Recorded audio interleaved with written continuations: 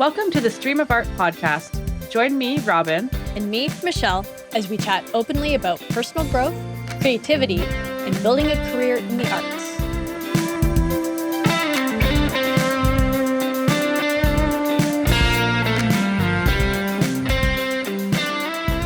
All right, welcome everyone to the 13th episode of the Stream of Art podcast. Today we are going to be talking about the fear of success. But first, as always, we'll kick it off with a little check-in with each other. So Robyn, how did things go with you this week? They went well. As I was telling you before we started recording, I got sucked into some Notion stuff and spent a solid 15 hours playing on Notion. And it was a complete joy. I love that platform so much. It's ridiculous. I nerd out big time on Notion stuff. So that was a bit of a distraction. I still got everything else I needed to get done.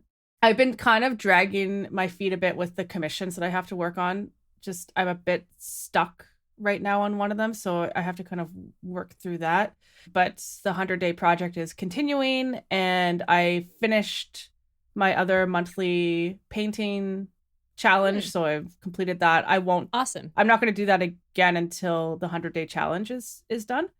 Yeah. And then I think I'll start that up again, because it's just a good way to let my creativity just kind of wander. Yeah. And that was pretty much it. I can't remember.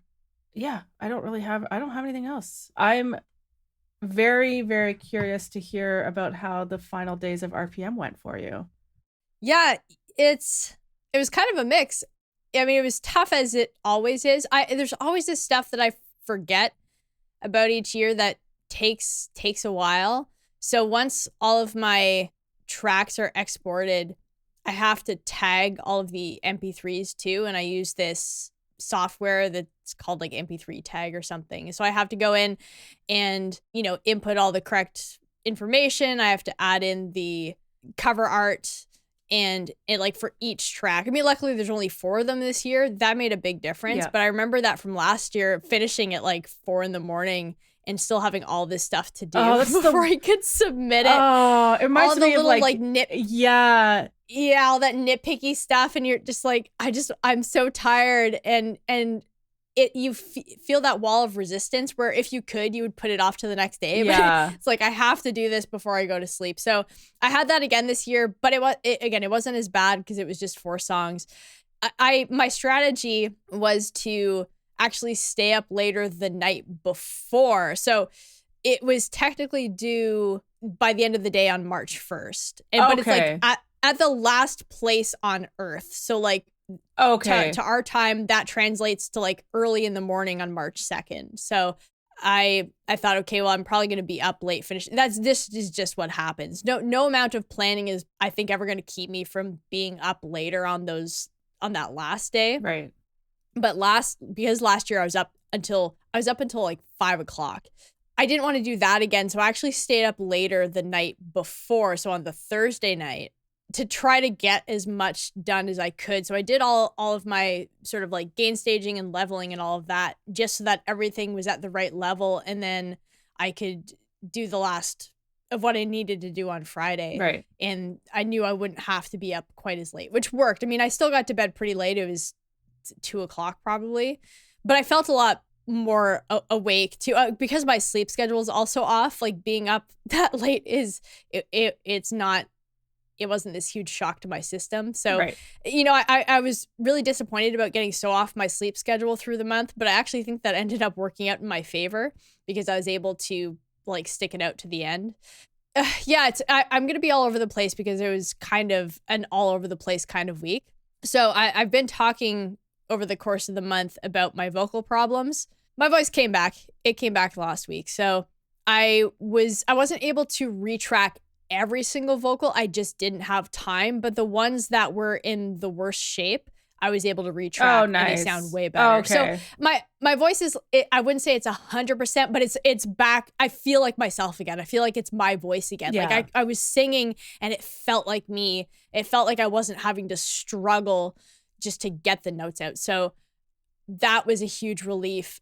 Once I did my first tracking session and edited it and could hear that I sounded like me again, that just immediately I felt so much better, just knowing, okay, I can at least get the vocals to a place where I feel better about them. So that did take up a lot of time though. So a lot of time I would have spent doing some of the fleshing out I wanted to do. It had to go towards prioritizing getting my vocals done. So that did really, like, it set me back quite a bit, but in the end, everything came together. It always does. I think I said this last week. There's magic in that last week of RPM. There's something about it where everything does come together, even when you just have no idea how it's going to come together into something that is cohesive and, you know, for me, like, at least worth sharing, something I feel proud enough about, given that I've had a month to do it. You know, you don't know how, but it comes together. So I was like right up until like the very last day of recording, I had vocals I had to record. So yeah, that really slowed me down. You know, one of the things about this experience too is that it revealed to me a lot of inefficiencies in how I do things. Some of that's just a carryover from how I've done things previously, just based on like my living arrangements and all of that. Now there's a little bit more flexibility in when I can record things. So I need to actually embrace that and take that into account. I hadn't really thought about it before, that I was doing things just out of habit. I hadn't stopped to question whether I should have a bit of a different approach. So I really wish I hadn't stressed so much about my voice and just gone and done other things, because there's lots of parts in the songs where you can hear something should be there, and it's because I want to add something there. I just ran out of time. So I wish I hadn't stressed so much, but I get fixated. That's kind of like for some things I'm really relaxed. I can just like, whatever, it'll be fine. Some things I get so fixated on, and that this was my thing this month, was getting fixated on my voice and being determined to make it work. And I really should have just given myself some space and focused on something else. But, you know, live and learn. I definitely have a lot of ideas for how I'm gonna change my process next year so that it's a bit more efficient. Yeah. But yeah, ultimately I'm pretty happy with how things are sounding. Again, I think a big shift for me this year was in really embracing the idea of making it sound as good as I can for a month's work. You know, I think in the past, as much as obviously it's something I recognize that I can't, you know, I only have a month to do it. There was that little voice in the back of my head that said, but maybe you can make it sound perfect. Yeah. So there's still a little bit of that recovering perfectionist that I abandoned this year. And it made a huge difference because I was able to say, okay, what can I live with? And so there's lots of things I want to do. And I think that's also part of what kept me having to work so much more over the last few years, is that I keep having these ideas of things I want to add. And so I add them rather than saying, okay, is this really essential right now? And so I was able to say that. I was able to go, okay, well, I'd really love to add some harmony vocals here, but I just don't have time. I have to prioritize just getting this done. So that's going to go on the back burner until I revisit the songs, which I'm going to be doing pretty soon. Right. So I have there's still lots of room to grow with these and all of that. But I feel like the bones and the flesh, I feel like that's there. And that's really what I wanted. I wanted to take this time to just get these songs out and mostly fleshed out as much as I could get them. And then I'm just going to keep coming back and refining them and experimenting. I feel like that's the term that keeps kicking around in my head, is I just want to experiment with these songs. I have so many things I want to try. And as with every RPM challenge, all these little things are revealed to me where I feel like there's something I want to do and I just don't know how to do it. And I know I can figure it out, but I know I just can't do it within that time frame. Right. So I did a little bit of like going and finding some of the producers I'm into and looking for some inspiration. And some of that did make it into some of the songs.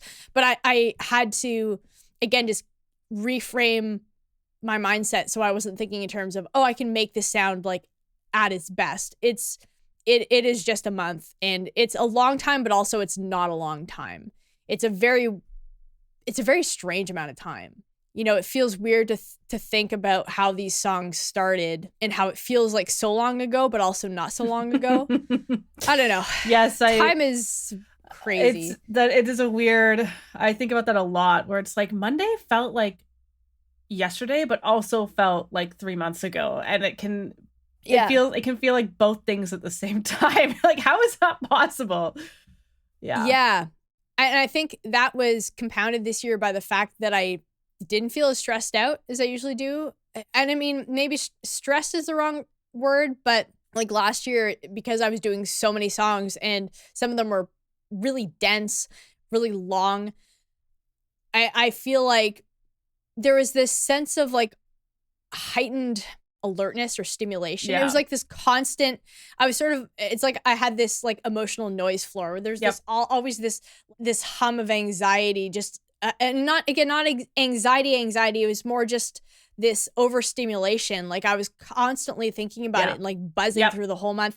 I had a lot more periods this month where I actually felt like I came down. Like it was really strange. So I think having 4 songs is kind of perfect. Not to say I won't do another RPM where I do 7 or 8 songs or something like that, or you know, maybe I go for 10 one day. But right now, I really like just doing the 4 songs. I feel like if I had been more efficient, I could have made them even better. But that's, you know, at this point, what's done is done, and I think I learned a lot. And again, I'm pretty happy with them. I think it's so easy to look at all I wasn't able to do, but I have to remember to acknowledge all I managed to do. Like 4 songs is a lot in 1 month when typically I will spend months on a single song. Right. You know, I have my full-length album that is probably going to be anywhere from 10 to 12 songs. And I've only got like 7 or 8 of them, and I've been writing for years. So I work at a much slower pace. So the fact that I'm actually able to pull 4 songs out of nothing in a month is something I feel like I have to remind myself of. Yeah, in terms of that being a big accomplishment. Yeah, for sure. It's funny when you're saying how, you know, like that you feel like having the breaks from the kind of buzzy feeling. I can so relate to that. I've been in that space before where you feel like, yeah, super stimulated. You can't stop thinking about it. You can't stop talking about it. Like, and it's not actually a good headspace to be in, because that is also draining. No. And like you need that time for your brain to come away from that. So it's cool that you're able to kind of separate yourself from the project at times. Yeah. Yeah.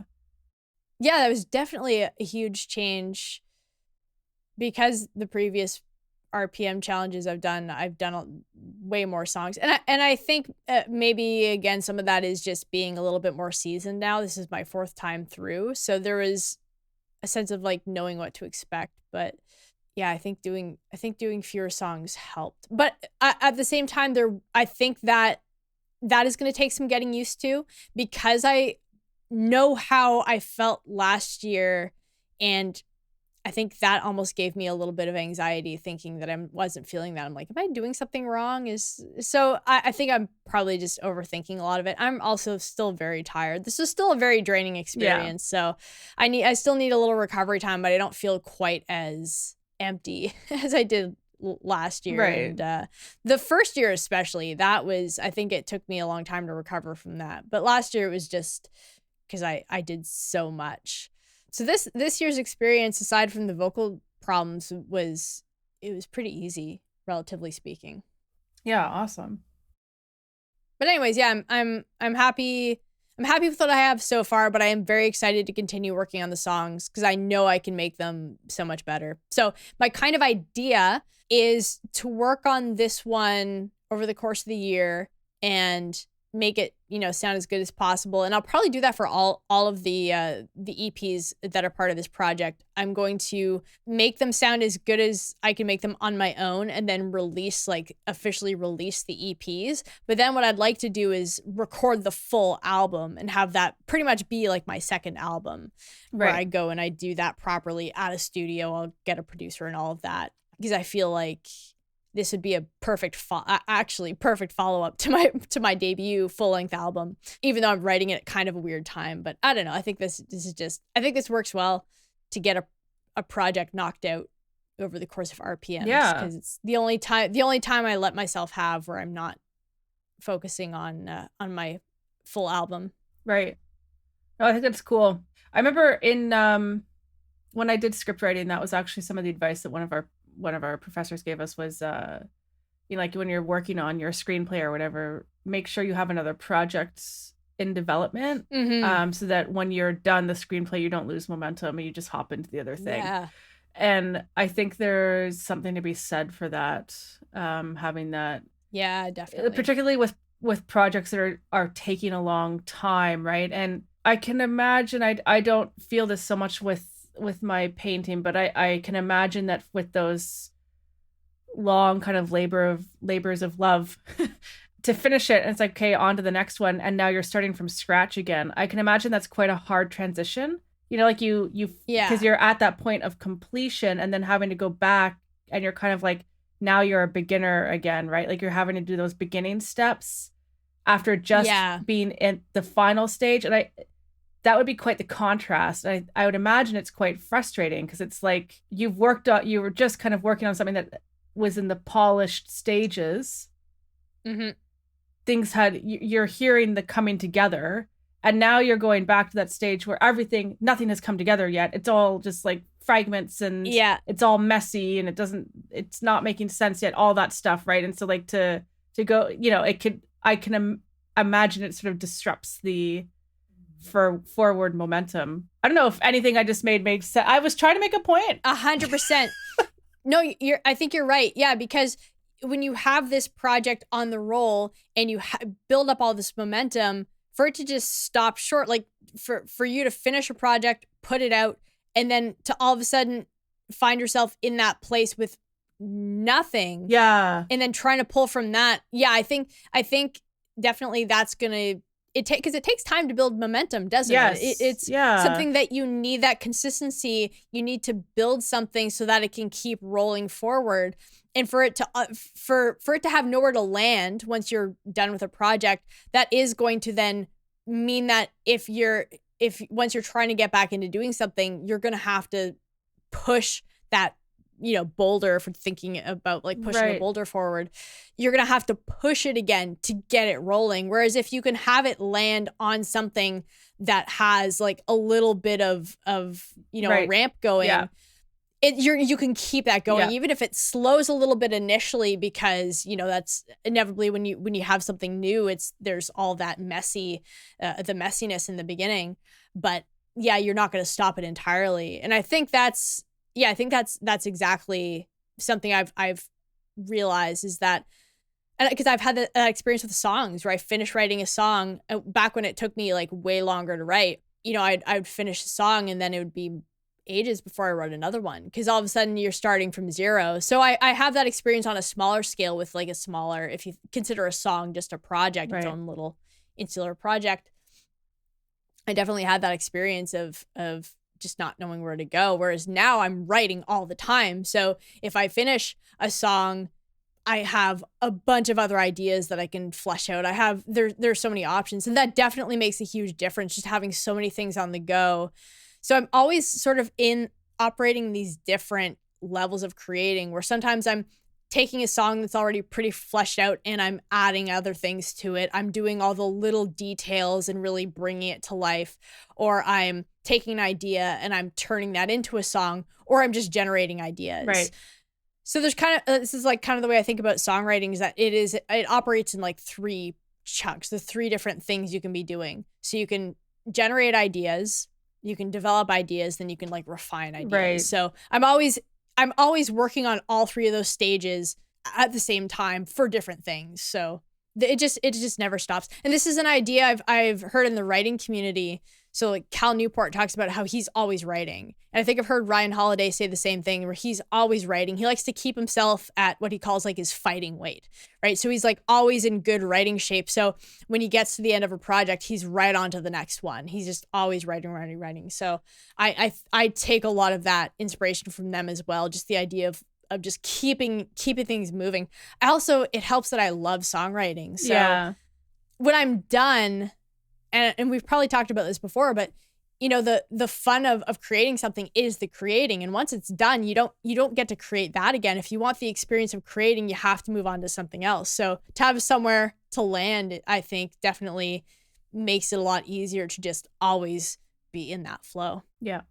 Interesting that you're saying like you see it as a 3-stage approach, because that's kind of what I've through the 100-day project I've realized, because I've given myself 4 days per painting, but I've been doing them in 3 days, and I realize I'm actually working kind of with a 3-stage process for those 3 days. Oh, nice. It's like I do the blocking, and then I add color, and then I refine, and so that what you're saying kind of resonates with painting for me too. It's a nice way of kind of breaking it up, I guess. Yeah. So it makes it seem like less of an undertaking when it's like, okay, right now I just need to block this in. Like that's the task at hand. Yeah, definitely. Or like, okay, now I'm in the refine stage. It's just whereas before I just approached a paint, it's like, okay, I'm going to sit down and do a landscape painting, you know, and it's like a little bit intimidating when you frame it like that. Yeah. Yeah. I think it's very helpful to break something big down into smaller parts. Yeah. And I find it often like to break things down into 3. I don't know what that is, but it's just clean. As I continue, yeah, it is. It seems to work really well. That's been really helpful for me too, because I think for a while in my songwriting, I used to struggle with coming up with ideas. I was great at developing ideas once I had one. And this is actually helpful, you know, a helpful part of being in a band is that, you know, somebody else would come up with an idea and then I'd be able to run with it and turn that into a song. But I struggled a bit more to find ideas. Some of that has been eliminated just because I have many more avenues from which to approach a song compared to when I was starting out and it was just guitar. Right. But yeah, it's helpful. It's been helpful for me to think of those terms just to go, okay, well, I know how to generate ideas now. And so I'm going to generate a bunch of them. And like, once I have an idea, I know what to do with it. I think my songwriting strength is in developing ideas. Right. I feel like that's also one of my favorite parts. Although I really love like refining and really building up songs and stuff like that too. But yeah, the actual like development of an idea. All right. Do we want to jump into the topic for today? Yeah. Fear of success. So I realized that, cause like fear of success, it's a phrase that I've heard since like high school. And yeah. And I remember doing some career counseling way back. Like this was like a solid, I don't know, 8 years ago or something. And he'd asked me like, do you have like a fear of success? And I was like, no, it's not something that ever resonated with me because I never actually understood what it meant. And fear of success, I interpreted it really literally. And it never made sense to me because I'm like, no, I don't fear being successful. Like I want to be successful. Like how can I fear something that I want? And it wasn't until like the other week where I realized like fear of success is like, oh, like it's not fear of success, the thing, but everything that comes with it or that you think comes with it, right? So like increased responsibility and like what's going to happen to my work-life balance and on all of that stuff, right? Like what am I going to have to sacrifice? That's what fear of success embodies. And it was like a light bulb moment for me. And I'm like, oh my goodness, like we just don't define it properly. That's why I never understood it properly. And then and so I was like on my high horse thinking like, I'm going to help people understand what fear of success actually means. And then I Google searched like, what does fear of success mean? And this is the thing that came up. Fear of success is the concern that once we achieve something new, we'll be incapable of sustaining it or may suffer because of it. And it was in that moment that I realized that for, you know, my entire existence, I am like the only human in the world who just hasn't understood what fear of success meant. And then I realized, and I thought that I was the only person who made this discovery. And then only to realize, oh no, it's just that I've been completely misunderstanding this the whole time. So, I mean, it was humbling. We've all got blind spots, so yeah. I was just better to learn it late than never. I just love that thought where it's like, I came up with this like new, like I thought anyways, you know. You had solved it. You had solved the problem. Yeah. Being afraid of success. Like, guys, it's not really about the success. Yeah, it's not actually about the success. And it's like, yeah, we all knew that.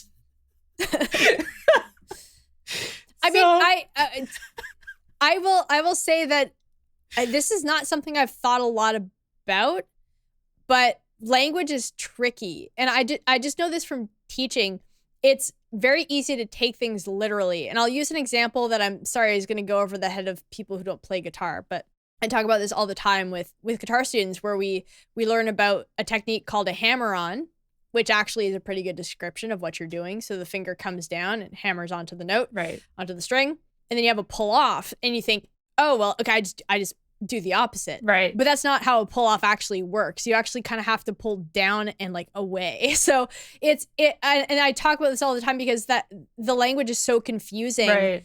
And you know, you realize why it's been chosen. It's like, oh, hammer on, pull off. Like they're complementary, but it's language can be really tricky because you sort of take it at face value. So you go, oh, failure of success. Then why would anybody be afraid of that? Because you're just thinking, oh, success, good, especially because of how we talk about success in society. That's being successful, getting good grades, getting the job, getting like all these, we have all these measures of success. Like, why be afraid of that? This is what I've spent my life trying to accomplish because this is what I'm supposed to want, right? So the idea of being afraid of something you're supposed to want, I think, just immediately is going to make people question that. But as with anything, once you dig deeper, you do recognize that generally things are a little bit more complicated. Again, it's not something I've really thought too much about, so I don't know that I've had that same experience. I think it's more that I had the feelings of being concerned about all of the responsibility that comes around moving forward in your career or whatever. And it was like sort of maybe after the fact that the label came. But I understand like the confusion. So I don't think it's totally crazy that you took it literally. It also doesn't help that like the concept of like fear of success was probably introduced to me when I was in high school, when your brain, like you are like taking things more literally, and then it's cemented, right? Like my understanding of it is cemented at that time. And so I've just moved through my life thinking, oh, that doesn't apply to me. That doesn't resonate because I don't have a fear of being successful. And then having that light bulb moment, it just like, it's such a funny experience to realize like it's like when you realize you've been pronouncing a word wrong this whole time, you know? And like, have you ever thought about, this is something I hear people talk about sometimes, it's really funny to me. This is maybe a bit of a tangent, but you know, that we all have things that we have these gaps in our knowledge. Yeah. And it'll be like some things that are really weird, but you know, it's sort of like something that other people know really well or is really obvious to them, but for you is like this huge gap. Right. For me, it's distance. So people say, you know, I went here and I traveled this many miles, this many kilometers or whatever. It does not make any sense to me. I do not know distance at all. If you give me two distances, I can tell that one's farther and one isn't because I can recognize the bigger number. Yeah. But it doesn't mean anything to me. So I had somebody ask me like, how many miles or whatever away from Montreal is Ottawa? And I'm like, I don't know, that's 2 hours away. Yeah. Like I can speak the language of time. Yes. That I understand vividly because that makes sense to me. So if somebody says I traveled to this country and it took me 10 hours, like that's a long time because I can think about all the things I could do in that time. That makes sense to me. But distance is a huge gap for me. So I don't know if this is something you've thought about, but it's really funny where we all have these sort of gaps. So sometimes there'll be something like that everybody else understands and you just, but it doesn't have an impact on your life. Like it doesn't impact my life to not know distances. So I don't do anything to remedy it because it's just, I don't care. Maybe at some point I will, but it's right now I don't. For me, it's when, you know, I have Google Maps on, it's like, go like northeast. And it's like, what is north? I don't know what northeast is right now. Like I don't, I don't understand directions in that, you know, way. Yeah. I don't even know what you call that form of navigation. But like I talk to other people who will refer to they will refer in that way, like, oh, if you head west or if you head southeast, and then it's the trickiness of like how do you orient yourself? Is it because I always think, okay, west is left and east is right, but like from where? Right, exactly. Yeah, no, I need landmarks. There. I think that's another gap for me. Tell me the mall that I need to be heading to, and that's how I kind of like yeah. So, anyways, it was a good light bulb moment for me to have, and I probably it's like kind of the right time to have it. It's never too late to learn something new. Never. And because once I realized what fear of success actually means, I was like, oh, absolutely, I have that 100%, and I always have. Yeah. And it's not fear of being successful. I am scared of the work that's involved in getting there, and will I be able to sustain it, and what will I need to sacrifice? That's a big one. Yeah. Particularly in kind of like, as I'm sort of exploring the idea of building a business around this, it's scary because you look at other people who are self-employed, and you see the hours and you see the amount of work that they have to do to secure, income for themselves. And you'll hear about the toll it takes on them mentally and all of this stuff. And it's can be quite a deterrent from trying to achieve, because you're scared of like, well, the what ifs, right? Yeah. Yeah. It's frustrating because then you start to question like once you kind of see that, once you kind of identify those fears, you start to question like, how much self-sabotaging behavior am I engaging in to protect myself from That's a scary question. Right? Because it's like there's things that I will have, there's things in my life that I wanted to have accomplished by now that I haven't. Same. And it's like, oh, like how much of that is because of me self-sabotaging without really knowing it? Yeah. But again, just like you were saying earlier, it's better to learn that late than never, right? So, now once you become aware of something, you are able to then take steps to change it. And so that's always the first step, is just being able to acknowledge, okay, this is something that exists. This is something I'm doing. This is something I'd actually like to not do. So like, what are the steps I can take to get there? And that's where I think it's helpful to have, for people to just talk about it, right? And I'm sure there are a lot of entrepreneurs out there who are doing what you want to do, what I want to do, who you can look to for guidance for like, well, what do they do to get there? Yeah.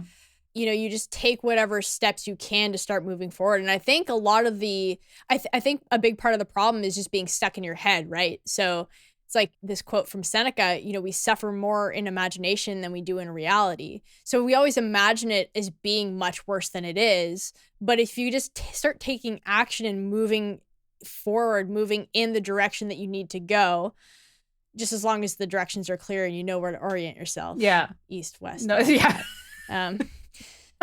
Then you can, then I think just through taking that action and coming up against obstacles and then overcoming them, you're going to start to realize just what you're capable of. And I think that's from yesterday's Daily Stoic meditation. I think was talking about that was about having self-awareness, specifically to recognize your weaknesses, but also your strengths.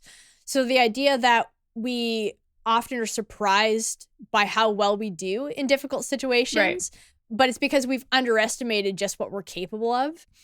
And I think the only way to overcome that is to just do things and to start overcoming obstacles so that you can build up all this evidence of your efficacy, so you can see just what you're capable of. And then I think a lot of that, I think that's always there. I think that sense of being worried about how difficult things are going to be, I think that's always going to be something that's there. We don't like to be uncomfortable. We don't like change as much as which is weird because we want things to be different. Like, right, I want my life to be better, but also I don't want things to change. Right. That's a pretty, like, the inertia, it's very powerful. It's very difficult to overcome. So, when you can understand these things and recognize these things, now you have the power to start making some different choices. And it can be really small. And that's the thing too, is that, there are a lot of steps that you need to take to get from where you are now to where you want to go. And that's a great thing because you're not leaping forward. I think we have this idea that it's going to be this giant leap and we're going to be thrust into this position that we're totally unprepared for. But that's really just not how it happens. The idea of like overnight success, right, is never overnight. It's always this slow growth, this slow build. And so if you just take it one day at a time and just make the next best step you can, you'll eventually get to that point, but it's not going to feel like this huge shock to the system. You've acclimated as you've moved through each step along the way. It's interesting that you bring that up, because that immediately brought to mind, I've actually listened to artists who have gone viral on social media. And, you know, like we say, like overnight success doesn't happen, but in their case, I think it can in those sorts of, in those cases where, and they actually talk about how awful it is to go, like, it's what everyone seems to want. I don't want that for myself personally, but when it happens, because of just that, because you've gone from having like a couple thousand followers to like 20,000 for some weird reason or whatever happens, you know, like, and then it's like, you're not operating at a level of having an audience that size. And so overnight you're having to adjust. And anyways, I've heard some artists talk about this, and I'm like, that sounds horrifying. Like, I would hate that, you know? Yeah. So yeah, you're right. I think it is, which just speaks to the importance of like, it should be slow steps, should be gradual. And then, you know, that helps take the pressure off. You don't have to have, this is the thing that I've figured out. And I think this is my perfectionism kind of shining through, where I feel like I have to have everything figured out before I go for this thing. Yeah. And it's like, no, you're not going to be able to. It's like what they say about having kids, right? You're never going to, if you wait until you're ready to have kids, you're never going to have them. It's the same kind of thing. Like, we learn as we go, like with every single thing 100%. That we do in life, we're learning as we go. It's not comfortable, so we don't like putting ourselves into that position deliberately, but there's really no avoiding it. And in most cases, we can't control, like, I'm thinking like a new job, right? Like, every new job is going to feel uncomfortable. There is nothing you can do to avoid that. And so, just learning to feel, it's tricky when so like with a new job, you feel uncomfortable, but you're kind of resigned to that because that's out of your control. But when it's like a thing of your own making, you could control your level of comfort by not taking that step out, right? So it becomes trickier to kind of push yourself, because you could actually let yourself off the hook. You have that control and that power. Whereas you can't with a new job. You can't, like, you know, like, oh, I'm a little bit freaked out, so I'm just not going to go in today. It doesn't work. You have to, like, you're obligated. There's that accountability. So it's kind of, you need to dig a little deeper to kind of find that push yourself into the space that's going to be unknown, uncomfortable, all of that stuff, which I think is where the growth and the magic and all that fun stuff actually happens. Yeah, I think that's why Adam Grant talked about being uncomfortable being a character skill, because it's going to help you realize your potential. I think that's one of the saddest things, is for somebody to not reach their potential. Yeah, we all have potential to do something, and that's what I like that. That's a thought. I think the way to overcome the fear of success is to fear not reaching your potential more. That's scarier to me, ultimately. As scary as, and I'll talk about my sort of feelings about why I'm personally afraid of success. But I think ultimately I would much rather face whatever comes with that than to make it to my deathbed and to have not realized my potential, to have not fulfilled what I believe is my purpose. Yes. I think that would be so much worse. And I think the challenge in that, though, is that feels like something that's very much in the future. I was just going to say, it's so easy to be like, oh, that's like 50 years from now. But, you know, again, Stoicism, memento mori, you could leave life now, let that determine what you think and say and do. I think about that all the time. Yeah. Because it helps to bring that death forward. So it's like, it could be any day. Yeah. Because I think this is what I'm approaching that point now, where I'm fearing the not reaching my potential more than the or at least not like, I understand that I might not fully reach or realize my potential, but I need to try. And so there's a fear of I fear not trying more than I fear the things that could happen, the complications that could arise around the act of trying. And I wonder, like, as you were saying about closeness to death and stuff. And I'm wondering, is like, as we get older, maybe it will be easier and easier to, I think so. because I'm like, and maybe that's why I've been dragging my feet on some of these things that I've been wanting to move forward.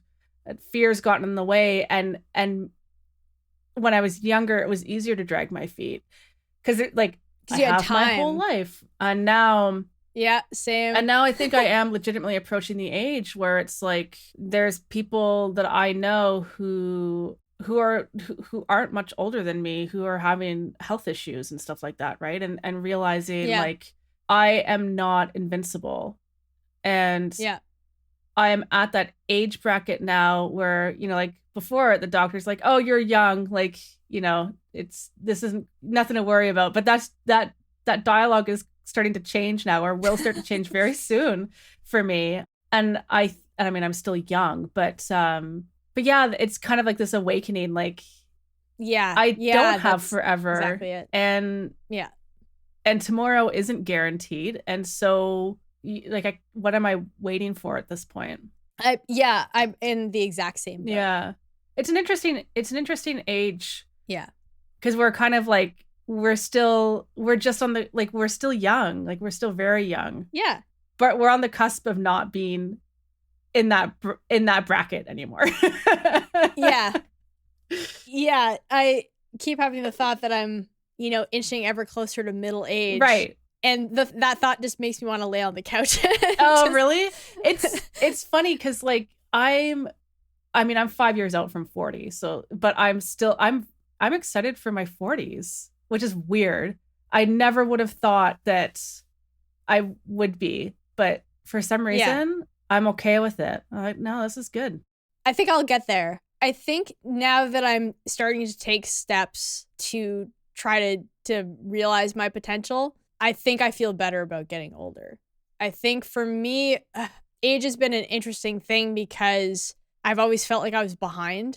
And right. I'm very much a late bloomer, but I think ultimately that'll work in my favor. But, you know, it's been like a constant source of anxiety for me, is that sense of like, I'm running out of time, I'm behind. Right.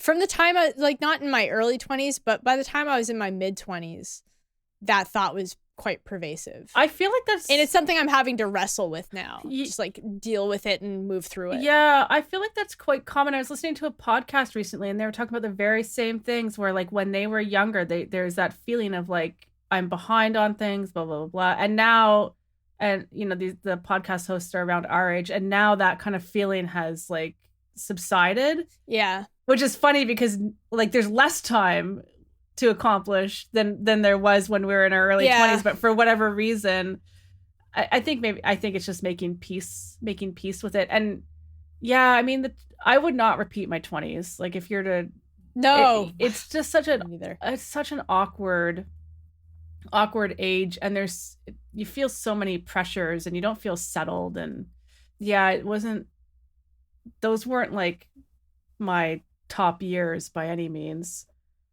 No, I think you're onto something with your being excited about your 40s. I feel like my 40s are going to be a lot better than my 20s. Definitely than my 20s, and definitely, hopefully better than my 30s. I think the other thing for me is that I've always enjoyed the company of people who are older. Like I've always enjoyed, like, you know, growing up, I spent so much time around adults, who are in their 40s, 50s, 60s.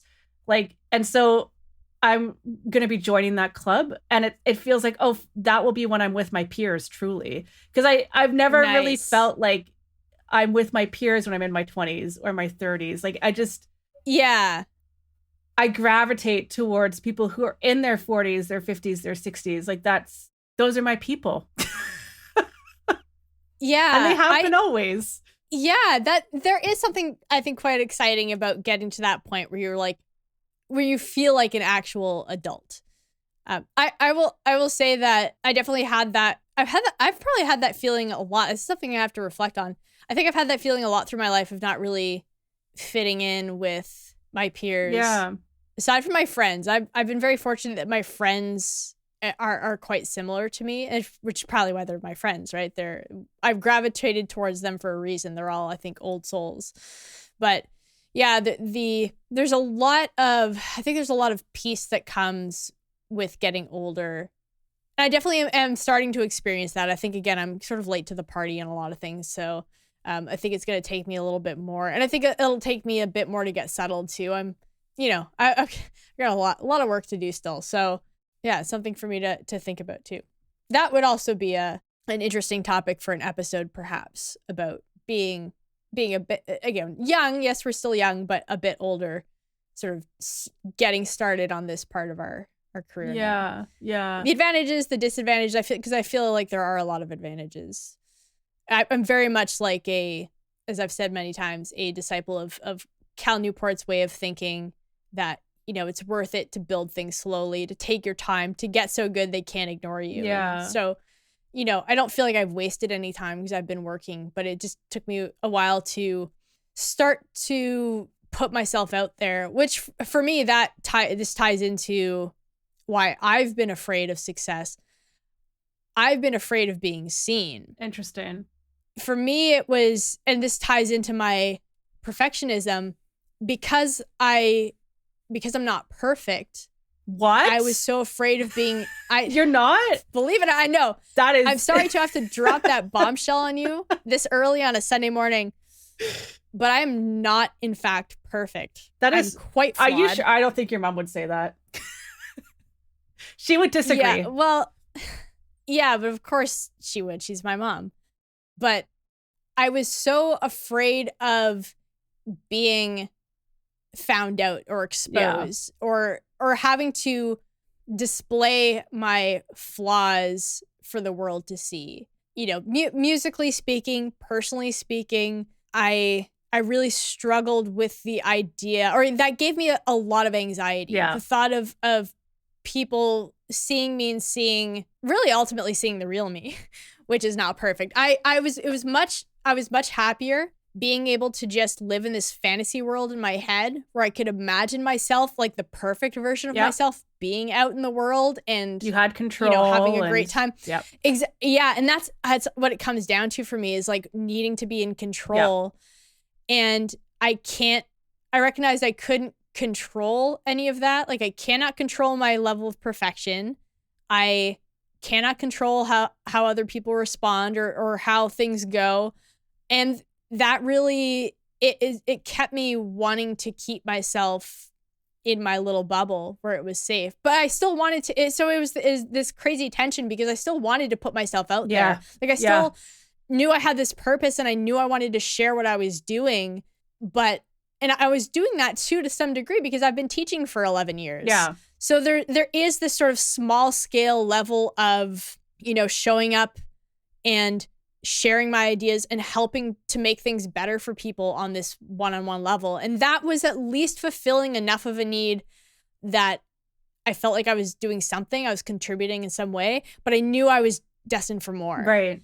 I knew there was more that I wanted to do, but I kept delaying it because I wasn't who I wanted to be, and I wasn't where I wanted to be, which at the time was more like this idealized version of myself that is just unattainable. Now I have a much more realistic perspective, where what I'm just trying to do is be the best version of me, and be the version of me that's always getting better, and showing that too. Like, this is one of the things I love about us doing this podcast, is it gives me a chance to really just lay it all out there and just show that I'm working on things. Like, you're going to see me get better at things. You're going to hear, with RPM, hopefully this album sounds better than last year's, and last year's sounds better than the one before, and that one was better than the one before that. Like, I like the fact that there's now evidence of my improvement, that I'm not stagnating, and I'm not perfect, because that's also it's not very interesting.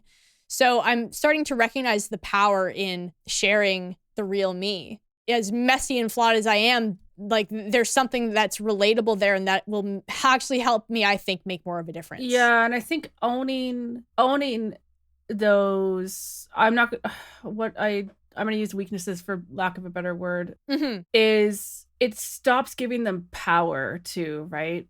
So, which will be a useful tool for you to kind of fight that perfectionism, because it's like, I find that, like, I find it as soon as because I get anxious about that too, about being found out. It's the imposter syndrome. Yeah. And so I find it a really helpful coping strategy is to, and you need to tread carefully because you don't want to expose yourself. You don't want to undervalue yourself, or you don't want to. Yeah, but you're right. In some cases, I do find it helpful to just own like, oh, I'm really struggling with this thing, or like this thing here that I need to do is definitely not one of my strengths or whatever. And sometimes naming that. Because then if someone were to say it to me, it's like, oh, I haven't been found out. I've already exposed that. And so there's a safety there. But I know that that could also be used in an unhealthy way as well. Yeah. So you have to, there's a balance. You're totally right. It's like that classic, I'm going to make fun of myself before someone else makes fun of me for that thing. But then you're planting this idea in someone's head that they may not have had. So you have to be a little bit careful.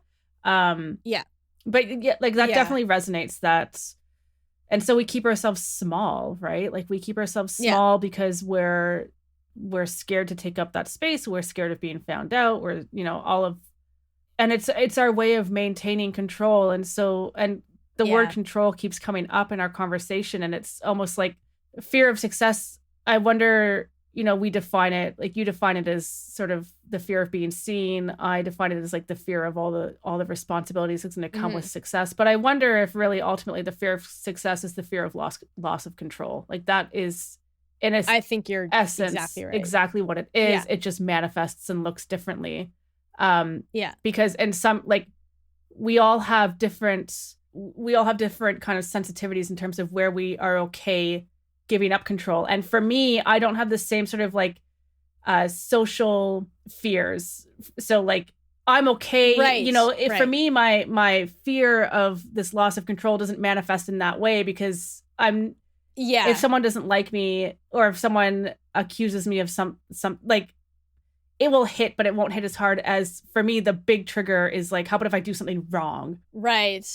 So that's where that fear of responsibility comes in, right? That you're responsible for so much, and that's if anything goes wrong, it's on you. Yeah, exactly. Like that's those are my kind of triggers. So it's just interesting, like so fear of success is being a fear of that loss of control and a lack of trust in ourselves.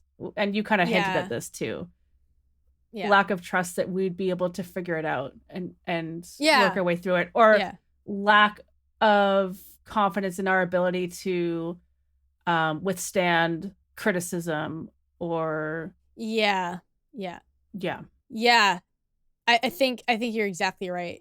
I think that's again, one of the things that's drawn me to Stoic philosophy is that it's forcing me to really be clear about what's in my control and what isn't, and then to focus on what I can control and to let go of the rest. And that's been really helpful actually in helping me move forward with some of the stuff that I'm doing. So something I wanted to add as well, you made a really great point about how we talk about our weaknesses, and I think this brings in a couple of things. So for one thing, like self-compassion that we've talked about before, because if you're talking about like, oh, I'm really bad at this thing and I suck, I'm a terrible person, but that's not helpful. Right. But I think when you can, I like what you said about, you take the power away from something when you can name it, and then you can start taking steps. So I think that's really where I'm hopefully coming from. And if I'm not, it's something I'm going to work on, is saying like, this is something I'm not great at, but I'm working on it. And this is something I struggle with, but I'm working on it. Because when you're doing something about it, you're trying to take your power back, and you're taking as much control as you can. So trying to control the things that you can control. We hide the things that we feel ashamed of. Yes. And so I think that's what I was getting at with like naming the thing. It gets rid of that sense of shame around that thing. Yeah. So I think that's where you're using it in a healthy way. Mm-hmm. But again, like be cautious, because there is a way to, as I it's about. and I mean, still, like for me, I'm not going to lay out everything, because there's a certain level of vulnerability I'm willing to express, and some of that's just for me to work on for myself. Right. So obviously, oversharing is not a great thing, but being genuine, I think can be really helpful. It's very freeing. I think what you said about shame is exactly right. I've spent a lot of my life feeling a lot of shame for a lot of reasons. And yeah, and I think that has definitely been part of it. Like when you take ownership of the places where you struggle and you start to actively work on those things, it does dissipate a lot of the shame, and it helps you to find the people who are dealing with the same thing. Right. And I think that's that huge. power in numbers, Yeah. you know, to be like, oh, I'm not the only one who feels this. Yeah. That's a relief, because, you know, you end up feeling isolated because you'll spend time alone ruminating about the, you know, the things that are going wrong or the things that you can't do, and you feel like I'm the only one, and it just makes it feel so much bigger. But when you can find somebody else who has that, and then you all find more people, it's just like, oh, okay, well, we're all dealing with this, but we're all getting through it. You know, some days are better than others, but we're managing. I think when you can see people who are, you know, still doing well while struggling with the things you're struggling with, that gives you just that confidence that you could definitely get from your doing it yourself, but seeing other people, I think, can just help you want to take that first step forward. Yeah. I'm a big fan of normalizing these things too, right? Because we're all a work in progress, and we all have different needs for different reasons. We all have different brains. They all function differently. Yeah. And there's nothing wrong with needing different things or needing different approaches or having different kind of life journeys. Like that just And like you said, I do think we spend so much time feeling isolated or feeling wrong. I mean, I can definitely like there's definitely lots of times where I've felt completely broken, or like I don't work in this world the way the world is, particularly within my work life, like feeling like I'm not built the right way. And it's such there. Of course, like my perception on that has shifted, but it was such a dehumanizing feeling and experience, and I think I wasn't alone. It felt very isolating at the time, but I definitely wasn't alone. I've talked to lots of people, and it's like hearing that, oh, they struggle with the same things I struggle with. That normalization definitely helps. And then you start to realize that like the world just isn't really set up very well for people. Like it's not anything wrong with me. The world was a big mistake. It's like the systems that we're operating within. Those are the problems. It's not me. It's not a deficit in me or in my character. It's we're working in some systems that are pretty dysfunctional. That's very true. I think ultimately what we're all wanting to normalize is just being human. Yeah, the human experience. Living in very dysfunctional systems. Yeah.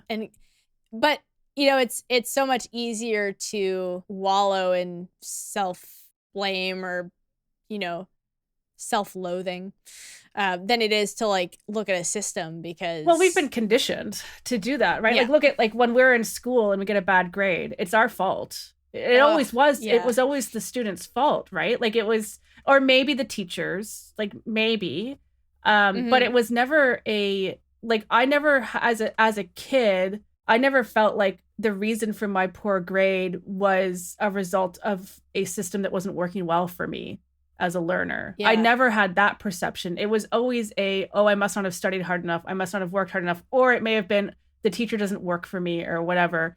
That not very often. It was more on me. So we've been conditioned to take on that responsibility, and I'm not trying to be critical of the school system or that was just an example too, right? But we just, it, like many systems, is very messy. Yeah, and so it's just like this is the way we've been conditioned. Yeah. And I think we need to kind of that being hard on ourselves. There's a benefit, I think, to being not to pushing ourselves. Yeah. But we need to learn how to also be gentle, which is going to involve unlearning a lot of mindsets that are very deep rooted. Yeah. Well, yeah. And I'm definitely a huge believer in taking responsibility for yourself in your life to whatever capacity you're able to. You know, the idea of like discipline equaling freedom. I think that's very true. I think there's something to be said, but you know, if you can be trying to knock down a wall and hitting it as hard as you possibly can, but if you don't have the right tools, it's not going to come down. You can have a like foam Nerf bat and try to knock down that wall, it's not coming down. I don't care how hard you swing it. If it's not the right tool, it's not going to work. Right. Whereas if you have a sledgehammer, it's going to come down. It's still going to take work, but at least you have the right tool. And, you know, to use your example of the school system and learning, once you understand how learning works and how your brain works, then you're going to be able to have the right systems and tools in place to learn the things you need to learn. Yes. Yeah. You know, I think this is where learning how to work smart is very, very important. And I think that's really the thing in finding that balance in your life too, and in work and in art, is not just working hard, it's working smart. Yes. It's like recognizing that work is a part of it, but that you have to do it in a way that honors your humanity. Yeah. It's like make work human. Yeah. Yeah. And there's a part of us that wants to work. We are wired to make things and to bring ideas into reality. Like we're designed to be creative, right. to be creators. And so it's, if we do nothing, and this is like, you know, it's the extremes, right? So if you feel like you're working too hard, sort of the sort of in that moment logical thought is that, oh, I'd be happier doing nothing, but it's never the case. Nope. It's always somewhere more in the center. I've made that mistake many times. Yeah. But sometimes, I mean, that to anybody who's in that position, I think that's also a fine place to be, because then you learn that that's not the answer. So to go from a place of maybe working too much and then doing nothing, you're not going to be satisfied. You might feel better in the sense that you're maybe not burnt out, but you know, it's about finding a way to work and evolve and grow and learn sustainably. Yeah, that's I think that's always good. What it's going to come back to is that balance. Yeah. So, you know, as you're moving forward, doing the things you need to do to realize your potential, learning to be compassionate with yourself and unlearning a lot of things, and just, you know, recognizing it is a journey. It's an ongoing thing. We're never going to get to the end. The end is death. So, yeah, you know, learn to be comfortable with the shifting sands of life. Learn how to navigate that. That's a really good point too, because like in terms of fear of success, that's a moving goalpost. Like success is going to shift. Right now, I have an idea of what success looks like for me, but then if I do get there, I'm sure it will shift to somewhere else. It will probably always be slightly in the future, which makes it even more important to become comfortable with this sort of lack of this sort of. Well, I was going to say a loss of control, but ultimately we never had control in the first place. That's an illusion. Over the externals, it's completely out of our control. Yeah. So but it becomes, if you want to seek that kind of self-actualization, you just need to be comfortable with not having control. And period. Because otherwise, that actualizations, it's just never going to happen. And if we want to be on that journey of kind of personal fulfillment, or whatever you want to call it, we've talked about this before, there's never an arrival point. So we're never going to get to a point where we feel in control, comfortable, blah, blah, blah, again. Like you just have to let go of that whole idea and just throw yourself into this. I make it sound like an abyss, like this, but it's a fun one. I mean, a fun abyss. Yeah. Is there such a thing? I've decided there is. I don't really know what I'm saying. I think I'm talking in circles at this point.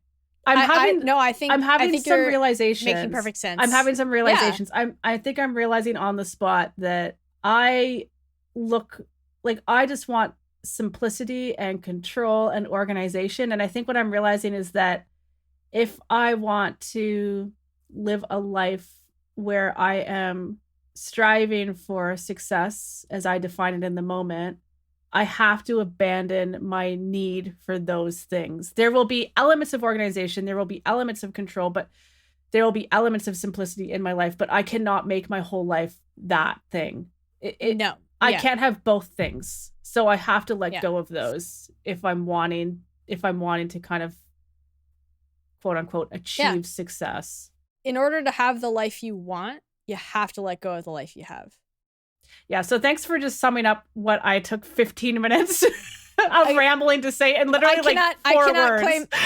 Yeah, that's not my. I think I got that quote from Emily Fletcher. So that's not mine. That's what it made me think of. Right. Because that's something I think a lot about. I cling to the comfort of my current life because it's simple, because I feel like I'm in control.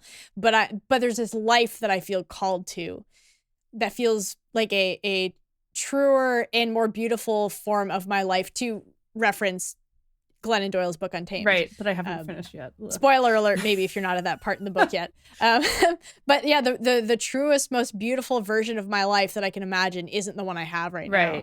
So why am I clinging to it so desperately? And I'm better about this. This is less of an issue now. It was more of an issue like 3, 4, 5, 6, 7 years ago. But I think about that a lot, like learning to let go of the things that are good but that aren't great. Yeah. And I think part of it too is like that other life that we have envisioned for ourselves. There's unknowns there too, and I think that's the other thing. We know the present. We know what we have now. We know that's such a good point. There are negatives, but we know them at least, and so they're less scary because we know what they are. Whereas like there will be positives and negatives with other lives that we kind of envision for ourselves, but we don't know what the negatives will be. And so the fear of the unknown is a big one. Yeah. I mean, how do you like combat that, you know? Like I would be so curious to talk to someone who just like, I mean, you can't, I don't think you can, I think you just have to learn how to live with it. Yeah, I think you do. Yeah. I think you just, you move forward anyways. Courage it's one of the 4 cardinal virtues for a reason, because it's the one that all the other virtues depend on. Like courage. Having the courage to move forward in the face of uncertainty, in the face of fear. I think that's going to be the thing that makes the difference. Oh, it just sounds so tiring. I know. I think about that all the time. I'm like, all these things I want to do and all these places I want to go, but I'm like, I'm so tired even just thinking about it. How am I going to be able to get myself on a plane to another country? Oh man, the amount of emotional eating I'll have to do to like find the inner courage. All the coping mechanisms we'll have to see. This is why it's good to talk about this stuff, so that we can make sure we're holding each other accountable and not letting ourselves spiral to balance out all the craziness.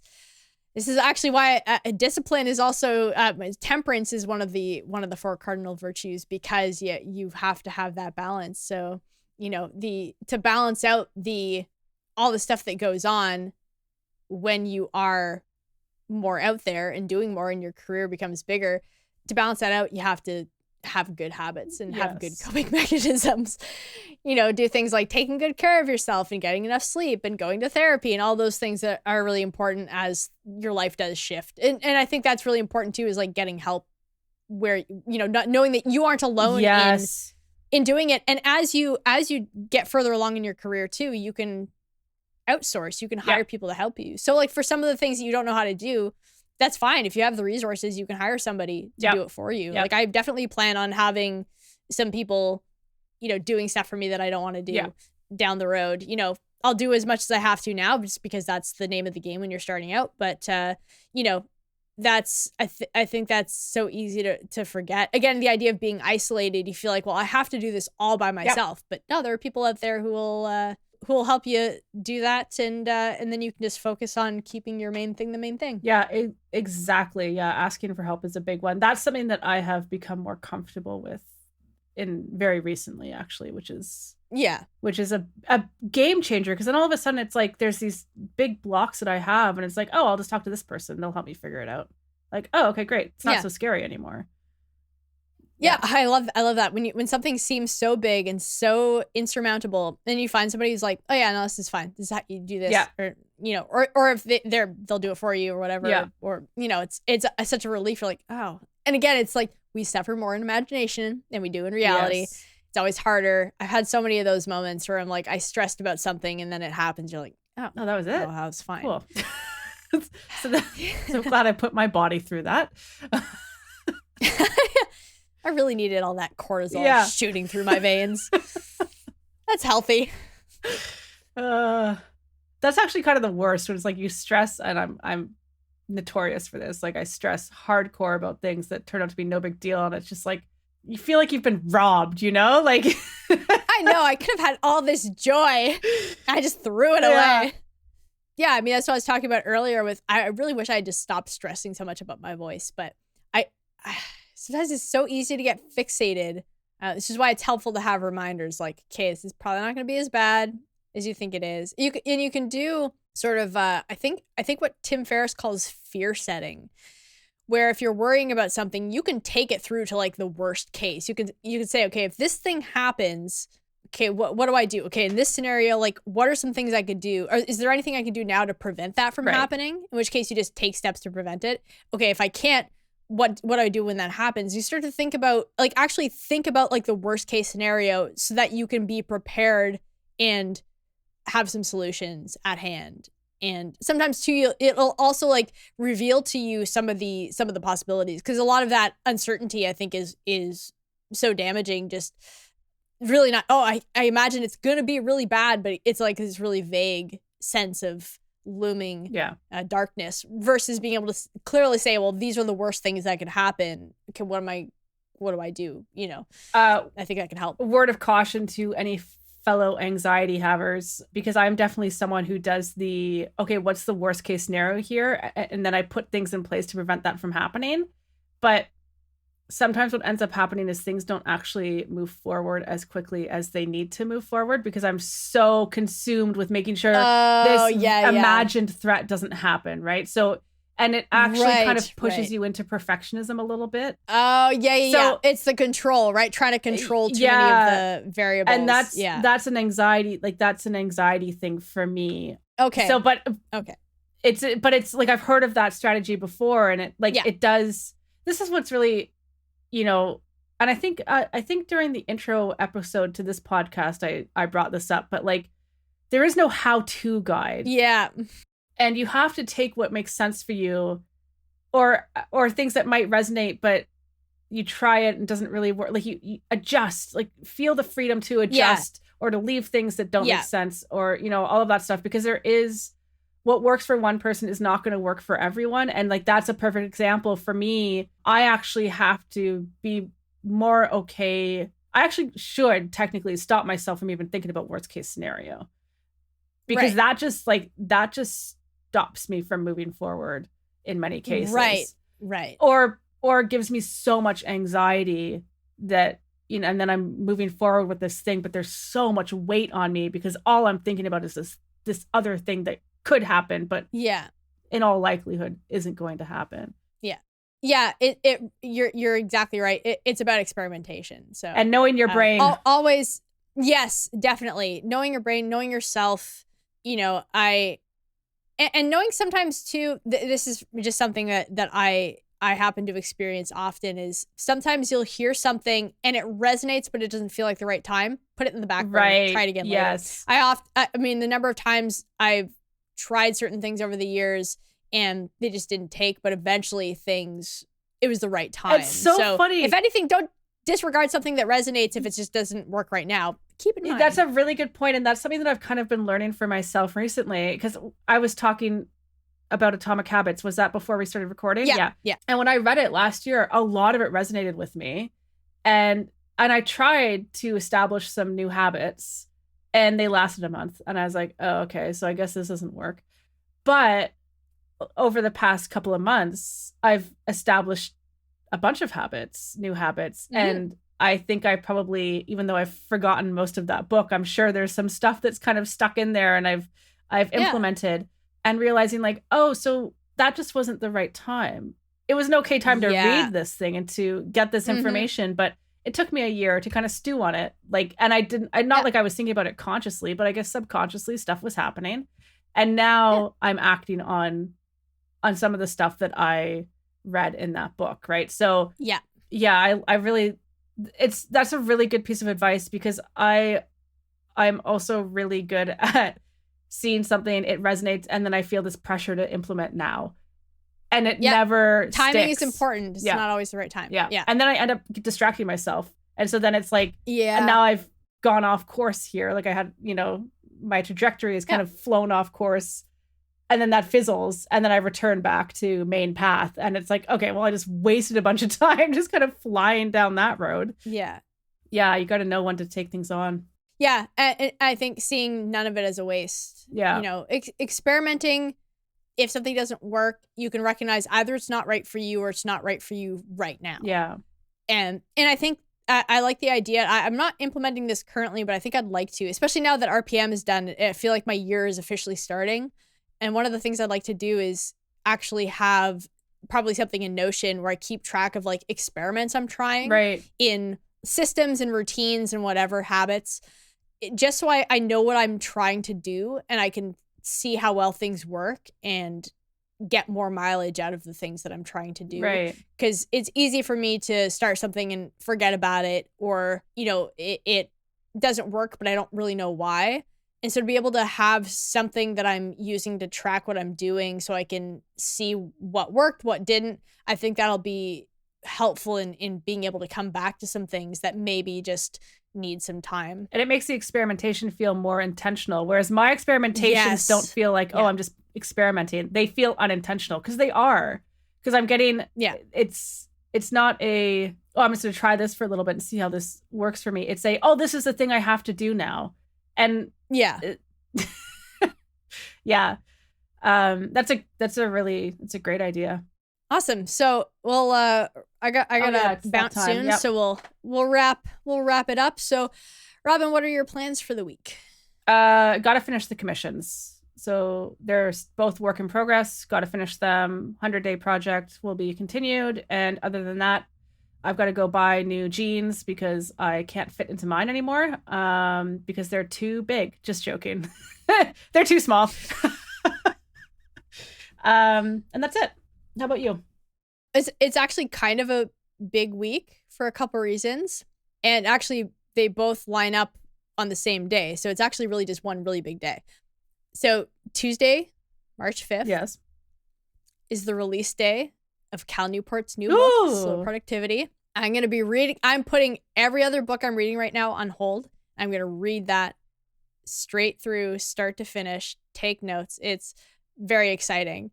This is actually, I think, the first of his books that I'm a fan of for when it releases. Because I think when I got into him, he had just released A World Without Email. So I'm very excited. This is a very exciting time for me. Also on the same day, the DAW I use, Ableton, is releasing Ableton Live 12. Ooh. So I get the new version that drops on Tuesday as well. So really the week ahead is just going to be about reading Slow Productivity and playing around in Ableton 12. Oh, cool. That sounds like an amazing week. It's perfect. It's exactly what I need after last month. Yeah. Nice. Yeah. Beyond that, I might do a little bit of, organization, planning. I have to clean, like the apartment really needs to be cleaned. It's been a very busy month. So I'm kind of playing catch up. This always happens in March. So I'm giving myself at least the first week to sort of get back into the swing of things.